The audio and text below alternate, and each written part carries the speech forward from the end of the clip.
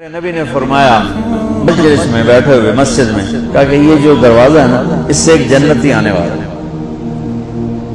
تو لوگوں نے دیکھا ایک مدینے کے مقامی آدمی ذرا بوڑھے وہ مسجد میں اندر آئے، داڑھی میں وضو کا پانی، ہاتھ میں جوتا، نماز میں شریک ہو گئے۔ اگلے دن آپ کی محفل تھی تو آپ نے فرمایا یہ جو سامنے دروازہ ہے اس سے ایک جنتی آ رہا ہے۔ تو سیم وہی آدمی اسی حالت میں انٹر ہوئے۔ اگلے دن ہوا تو آپ نے کہا اس دروازے سے جنتی آنے والا ہے، ٹھیک وہی آدمی اسی حالت میں انٹر۔ اس مجمع میں ایک صحابی بیٹھے ہیں، ان کا نام ہے عبداللہ بن عمر۔ یہ 1,24,000 صحابہ میں ان کی ایک اسپیشلٹی ہے کہ یہ سب سے زیادہ عبادت کرتے ہیں، سب سے اتنی عبادت کسی نے نہیں کی۔ ساری رات نفل پڑھتے تھے، سارے دن کا روزہ رکھتے تھے اور دن رات میں ایک قرآن ختم کرتے تھے۔ کوئی ہمارے جیسا اول تو کر نہیں سکتا، کرے گا تو چوتھے دن پاگل ہو جائے گا، دماغ خشک ہو جائے گا۔ اور انہوں نے نبھا کے دکھایا، رات پوری تہجد، دن پورا روزہ، اور رات اور دن میں ایک ختم قرآن۔ اب ان کو خیال آیا کہ یہ بابا جی مجھ سے بھی زیادہ عبادت کرتے ہیں جو ان کو یوں ڈائریکٹ جنت کی بشارت ملی اور مجھے نہیں ملی، تو میں دیکھتا ہوں یہ کون سی عبادت کرتے ہیں۔ کیا یہ ساری رات سجدے میں پڑے رہتے ہیں، رکوع میں کھڑے رہتے ہیں، قیام میں کھڑے رہتے ہیں، کیا کرتے ہیں؟ تو ان کے پاس پہنچ گئے، چاچا کہ تھوڑا والد صاحب کی ناراضگی ہے، دور رہنا چاہتا ہوں، 2-3 دن ٹھہر جاؤں آپ کے پاس؟ ہاں ہاں ہاں بیٹا آ جاؤ آ جاؤ آ جاؤ۔ اب عشاء کی نماز کے فوراً بعد انہوں نے چادر اوپر لی اور چادر میں یوں سوراخ کیا اور یوں لیٹ کے دیکھنے لگے کہ اب یہ بزرگ کیا کرتے ہیں۔ بزرگ تشریف لائے، سرانے پہ سر رکھا، اللہم بسمک اموت و احیا، سونے کی دعا پڑھی اور تھوڑی دیر بعد خراٹے آتے ہیں۔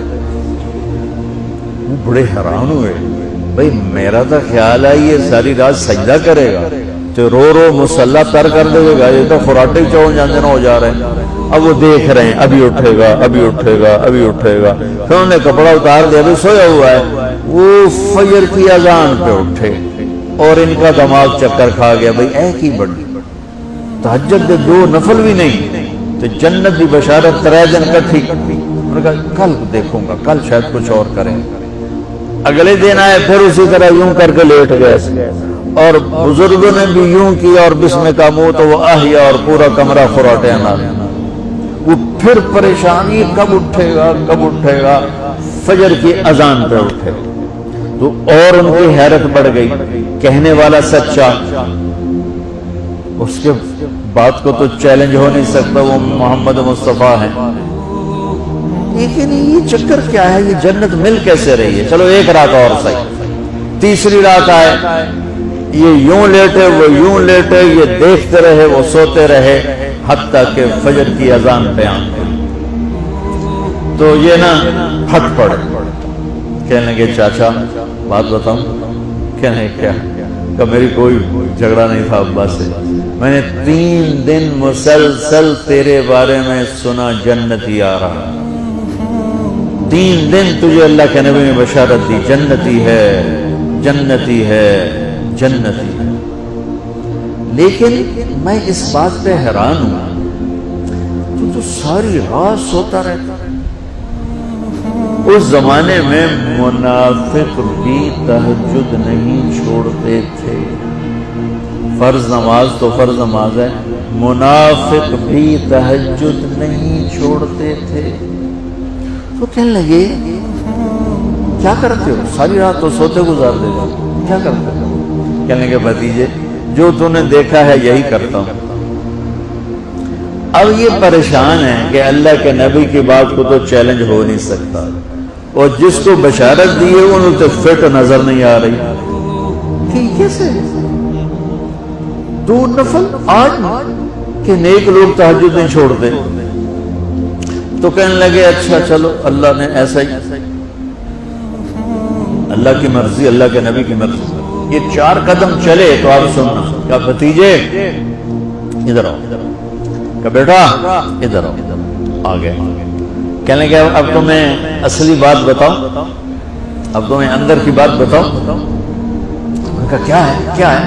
اب وہ تیار ہو گئے کہ یہ کہیں گے میں 3 دن بیمار تھا اس لیے میں اٹھ نہیں سکا، ورنہ میں تو ساری رات سجدے میں گزارتا ہوں، میں تو ساری رات روتے روتے گزارتا ہوں، تو 3 دن میں بیمار تھا، میرے پیٹ میں درد تھا، میرے سر میں درد تھا، تو میں اٹھ نہیں سکا، ورنہ تو دیکھتا تو حیران ہو جاتا میری رات کیسے ہوتی۔ ہاں جی جی جی۔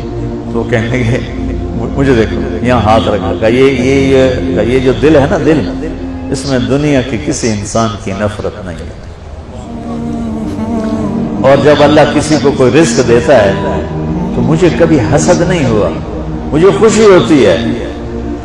تو ان کی جو باڈی لینگویج تھی نا، حیرت میں ڈوب کے وہ کہتے ہیں ہاں بات ہے سمجھ آ گئی ہے، اسے انہوں نے ایسا نہیں کیا، وہ کہنے لگے ہاذا ہوا، اچھلے اپنی جگہ سے، ہاذا ہوا، چاچا اب سمجھ میں آ گیا، سمجھ میں آ گیا، یہی ہے جو آپ کا سینہ اللہ نے پاک کر دیا ہے، اس پر آپ کو جنت ملی ہے۔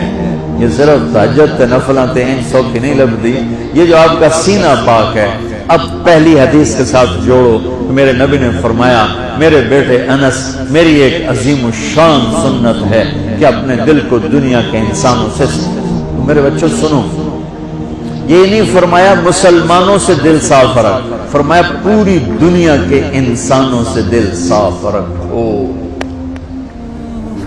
یہ بچیاں کر لیں، آپ کر لو، میں کر لوں، یہ تمہارے استاد کر لیں، کوئی کر لے، میرے رب کی قسم بڑے بڑے عبادت گزار ان کی پرواز کو نہیں پکڑ سکتے، بڑے بڑے سجدہ کرنے والے اور رکوع کرنے والے نفلی ان کی پرواز تک نہیں پہنچ سکتے۔